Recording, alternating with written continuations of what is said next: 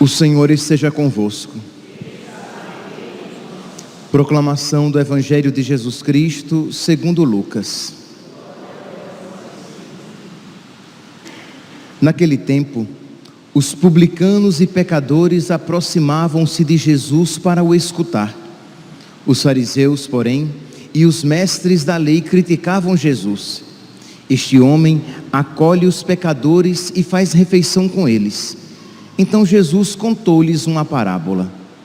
Um homem tinha 2 filhos.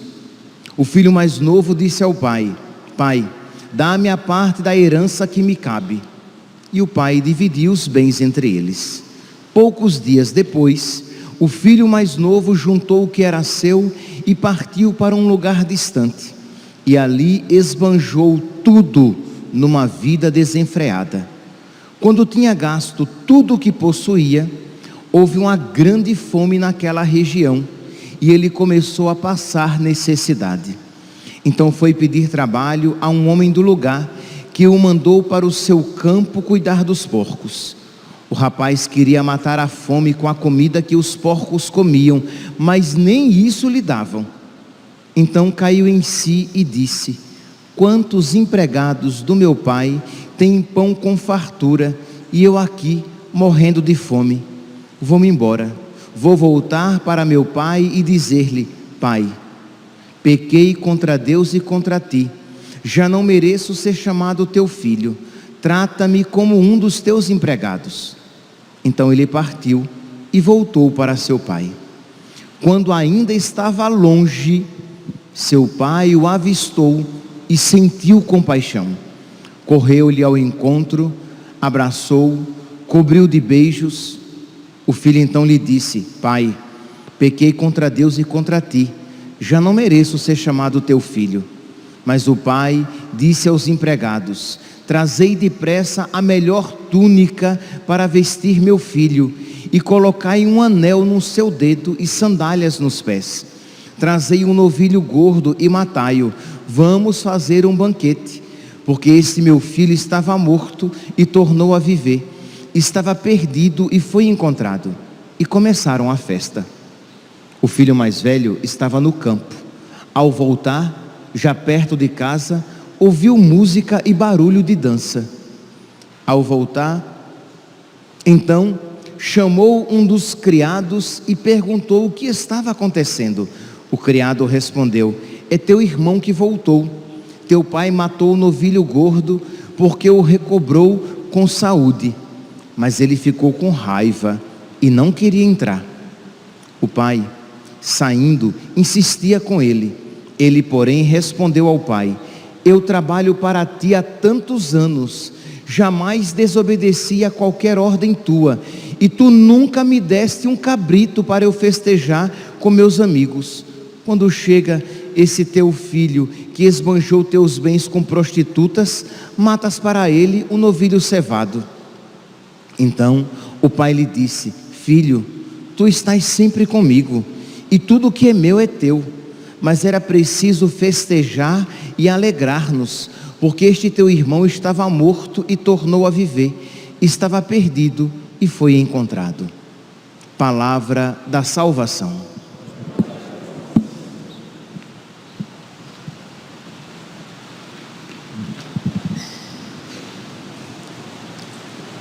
Caríssimos irmãos e irmãs,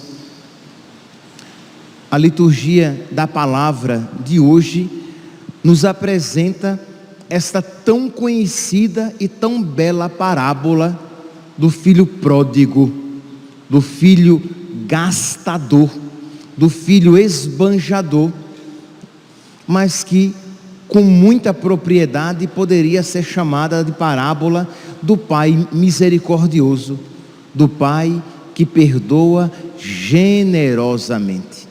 Pois bem, esse evangelho, ele é precedido pela primeira leitura, retirada à igreja, então, que no sábado da segunda semana da Quaresma, reservou este evangelho e o precedeu, isto é, foi pensado, não está aqui por acaso, não está aqui gratuitamente, está aqui porque foi pensado e querido este texto, que precedesse para iluminar a nossa compreensão do evangelho.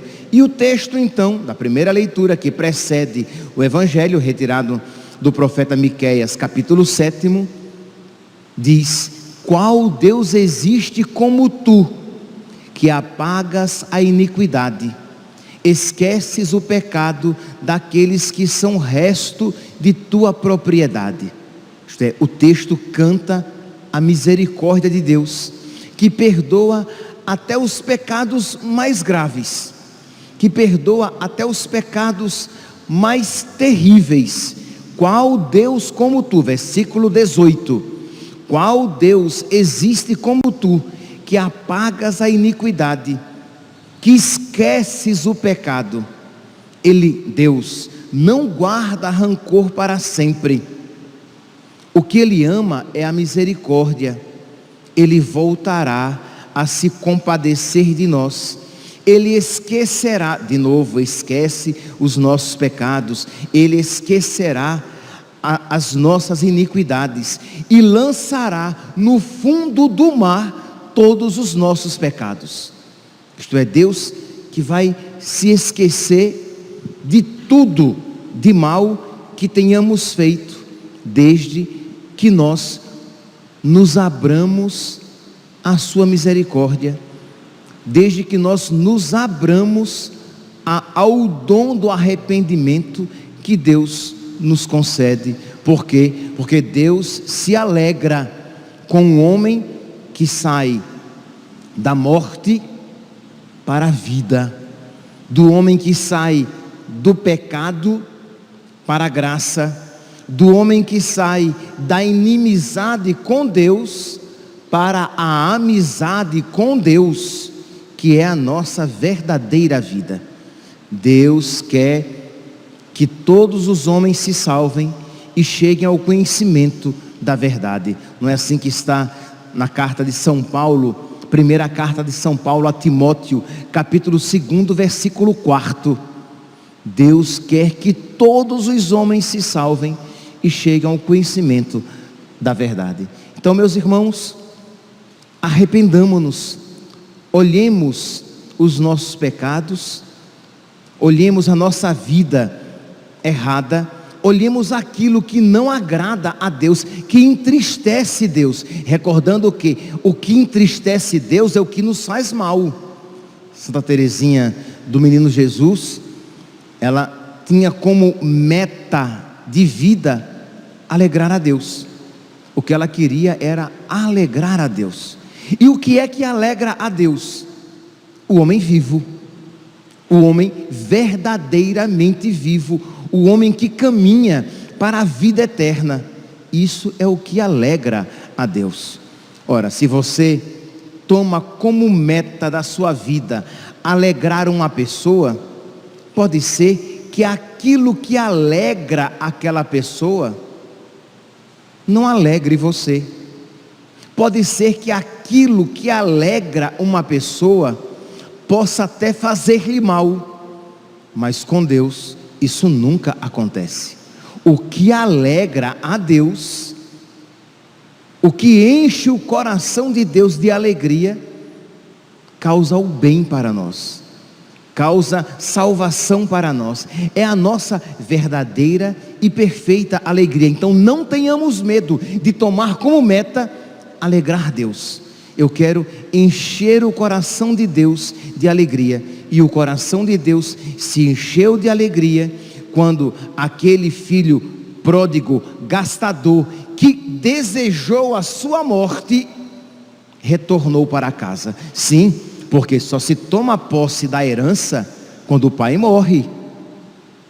Quando o filho diz ao pai: pai, dá-me a parte que me cabe na herança, o filho de alguma maneira estava querendo a morte do pai para tomar posse dos bens. E o pai generosamente, pacientemente. O pai não se irrita. O pai, então tá bom, tome aqui a parte que lhe cabe dos meus bens. E o pai não fica ressentido. Lembrando, este pai é figura de Deus. E estes filhos, não apenas o filho pródigo, a respeito do qual eu estou refletindo agora, mas estes filhos são figura de nós, de cada um de nós. Quando nosso Senhor Jesus Cristo contou esta parábola, ele pensava em cada um de nós. Pois bem, pois o pai não fica irritado, magoado, para mostrar que Deus não fica sempre recordando o nosso pecado. E quando o filho que quebra a cara no pecado, porque o pecado nunca nos traz felicidade, São Paulo diz, o salário do pecado é a morte, isto é, aquilo que nós recebemos com o pecado é a morte. Por mais que momentaneamente alguma ilusão de felicidade ele nos traga, mas sempre no final das contas nós iremos quebrar a cara, nós iremos nos frustrar. E o que é que Deus fará quando nós, com a cara quebrada, com a vida quebrada, com a alma maculada, manchada, nós nos dispusermos a voltar? Deus vai dizer: agora você quer voltar, né? Não. Deus nos acolherá com alegria. Diz então que quando o filho pródigo, ele se vê naquele estado de pobreza, de miséria, de abandono, ele diz: eu vou voltar para o meu pai, e eu vou pedir perdão. Eu vou dizer: pai, eu pequei contra Deus e contra ti, já não mereço ser chamado teu filho, trata-me como um dos teus empregados. Meus irmãos, o que na parábola em si não pode ser dito, nós sabemos que é verdade, que este ato de arrependimento do filho já foi uma ação da graça. Ninguém se arrepende dos seus pecados se não for sustentado, se aquele arrependimento não for suscitado pela graça. Então o filho que cai em si e vê o estado em que ele se encontra a partir da luz de Deus, aquilo já é um ato da graça do pai. O filho então se arrepende e volta, e na parábola diz que o pai vê o filho à distância e não espera que o filho chegue ao seu encontro, mas corre ao seu encontro, corre ao encontro do filho e não deixa nem o filho terminar o seu ato de contrição, já o abraça, o beija, manda vestir-lhe uma túnica nova, um anel no dedo, uma sandália nos pés. É isso que Deus nos faz em cada confissão, é isso que Deus faz conosco em cada confissão, quando nós nos arrependemos e nos voltamos para Ele, quando nós nos deixamos guiar pela graça, quando nós deixamos que a graça de Deus cave em nós o arrependimento, Deus nos abraça, nos beija, põe uma túnica nova, um anel no dedo, uma sandália nos pés. Meus santos, peçamos a Deus o dom do arrependimento. Peça a nosso Senhor hoje na sua oração: meu Deus, eu quero me arrepender perfeitamente dos meus pecados, até mesmo dos pecados já confessados, que você teve, infelizmente, provavelmente só teve uma contrição, uma atrição. Então peça: meu Deus, eu te peço perdão pelos meus pecados e te peço a graça de me arrepender de verdade. Que a tua graça suscite em mim um arrependimento profundo dos meus pecados. Que eu chore, Senhor, os meus pecados. que eu chore, Senhor, a tristeza causada a Ti. Meus santos, isso é início de santidade. Se nós, sustentados pela graça de Deus, chorarmos os nossos pecados, se nós nos entristecermos por entristecer Deus, se nós nos entristecermos por causar esta tristeza a Deus, isso é uma graça imensa de nosso Senhor. Peça a Deus esta graça que nós por nós mesmos não somos capazes de nos dar. Pois bem, este é o primeiro ato, este é o encontro do Pai com o Filho pecador. Mas existe, meus santos, um outro filho, existe um outro pecado, e que ele é tanto mais perigoso quanto menos reconhecido. É o pecado do filho mais velho. Sim, o filho mais velho também é pecador. O filho, assim como o pecado do filho mais novo o tornou tão diferente de Deus, já que todo pecado destrói a semelhança com Deus, já que todo pecado faz com que o nosso coração se torne bem diferente do coração de Deus, estamos de acordo, meus santos, que o coração do filho mais velho não era semelhante ao coração do pai, que o coração do filho mais velho não é parecido com o coração de Deus, que a respeito do coração do filho mais velho não se pode dizer que ele tinha os mesmos sentimentos de Cristo, porque recordemos-nos, Deus quer que todos os homens se salvem e cheguem ao conhecimento da verdade. Um coração semelhante ao coração de Deus se alegra com a conversão do pecador. Um coração semelhante ao coração de Deus se alegra com aquele miserável que retorna para Deus, que retorna para o Pai. Mas o filho mais velho não se alegrou. Então percebe? Ele não tinha pecados tão evidentes. Seus pecados eram mais escondidos. Ele não tinha pecados carnais. Ele não era um esbanjador que pegou o dinheiro e gastou com bebidas, com farras, noitadas e prostitutas. Não, mas o seu coração era carente de caridade.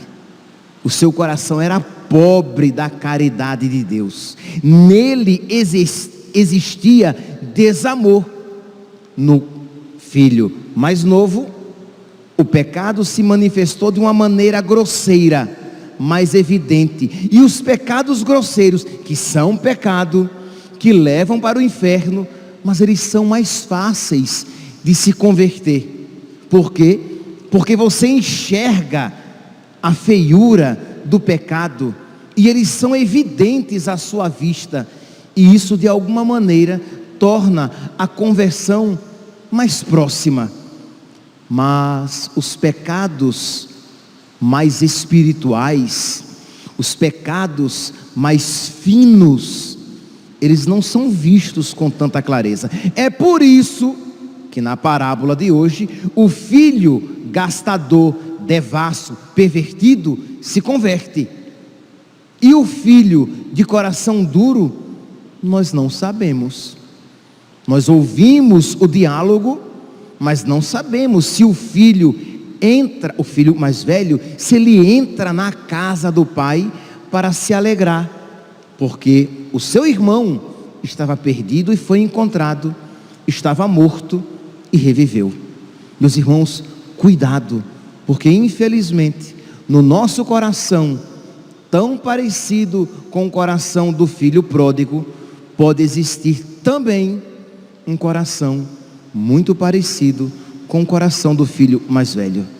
Isto é, que ao mesmo tempo nós que temos pecados grosseiros, tenhamos também o pecado da vaidade, o pecado do orgulho, a soberba de se achar melhor, de se achar mais importante, de se achar até mais merecedor das graças de Deus, porque eu vou à missa, porque eu rezo o terço, porque eu sempre estive trabalhando na tua casa. Não é isso que o filho mais velho diz? Eu sempre trabalhei com afinco. É verdade. E o pai tenta ganhar o coração do filho mais velho também com amor. Deus quer que todos os homens se salvem e cheguem ao conhecimento da verdade. Da mesma maneira que o pai quis ganhar o coração do filho mais novo, do filho gastador, o pai quis também ganhar o coração do filho mais velho. Quando o filho diz assim: tu nunca me deste nem um cabrito para eu festejar com os meus amigos. O que é que o pai diz? Meu filho, tudo que é meu é teu. Tu reclamas um cabrito, mas eu te dei todas as minhas propriedades. Tudo que é meu é teu. Quantas vezes, meus irmãos, por ingratidão nossa e por estreiteza de visão espiritual, nós nos sentimos não amados, nós não nos sentimos amados como deveríamos, mas por causa da estreiteza do nosso coração, por causa da miopia espiritual, que nós estamos tão fechados no nosso orgulho, que não vemos o grandioso amor de Deus para conosco, o quanto Ele tem nos amado, o quanto Ele tem nos sustentado, o quanto Ele tem nos empurrado, para, como o vento enche a vela daquele barquinho, para que ele siga em frente, o quanto Deus tem insuflado a nossa vela, de modo que, se temos progredimos por graça dele, e não reconhecemos, achamos que estamos na sua casa, fazendo sempre a sua vontade, por mérito próprio, como o filho mais velho, que diz: eu sempre estive, eu trabalho para ti há tantos anos. Ele estava esquecido de que ele trabalhava para o pai, que ele estava na casa do pai há tantos anos, por graça do pai. Se você, meu santinho, se levanta cedo e vem à missa, é por graça de Deus. Se você, minha santinha, tem sido fiel, rezando o seu terço, fazendo a sua novena, fazendo a sua devoção a São José, a quaresma de São Miguel, as suas devoções a Nossa Senhora, se você tem combatido os seus pecados, é por graça de Deus. Se você não tem caído naqueles pecados feios que tantos outros têm caído, é porque Deus tem antecipadamente perdoado você. Quem diz isso é Santo Agostinho de Hipona. Ele diz que os pecados que eu não cometi foram perdão antecipado de Deus. Deus se antecipou, me concedeu a sua graça, não permitindo que eu aqueles pecados cometesse, e os outros que eu cometi, Ele depois me perdoou. Mas é sempre a sua graça. Por esses dias, meus santos, e digo isso, meus santos, e Deus sabe que digo isso com sinceridade, quando eu ouço, nós temos ouvido tanto ultimamente, padres cometendo suicídio,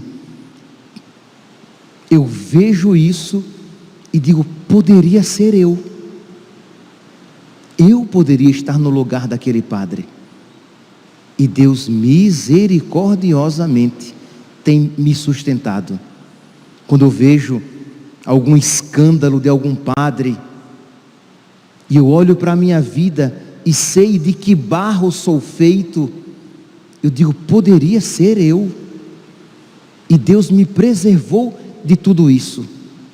Como Deus tem sido misericordioso. quando eu vejo que nosso Senhor, por misericórdia, tem me sustentado e me feito progredir, e não progrido mais por culpa própria, e tenho visto algum progresso, eu vejo o quanto Deus é bom, paciente, misericordioso comigo, tão preguiçoso e tão resistente à sua graça. Então, meus santos, nós precisamos fazer isso brotar cada vez mais do nosso coração, para que nós amemos cada vez mais a Deus e queiramos progredir, amar a Deus cada vez mais e dar a Ele cada vez mais alegria, porque no nosso peito, infelizmente, existem os dois corações: o do filho mais novo, esbanjador, pecador, ingrato, que quer satisfazer sempre a sua vontade, e o coração do filho mais velho, orgulhoso, vaidoso, soberbo, que se acha merecedor de tantas graças e que tem a tentação de olhar para os outros como inferiores a ele. No nosso peito existem estes dois corações. Então, que hoje, meus santos, que nós, na hora da consagração, quando Jesus se fizer presente, corpo, sangue, alma e divindade, que nós dobremos os nossos joelhos com gratidão, que nós agradeçamos a Deus por termos fé, que nós agradeçamos a Deus por estarmos, por graça dEle, lutando contra os nossos pecados, que nós agradeçamos a Deus por estarmos aqui na Santa Missa, por Ele estar suscitando cada vez mais, por Ele nos dar o tempo necessário para que nós nos convertamos. Temos vida, ainda temos o hálito de Deus em nós, para que nós nos convertamos e progridamos no amor.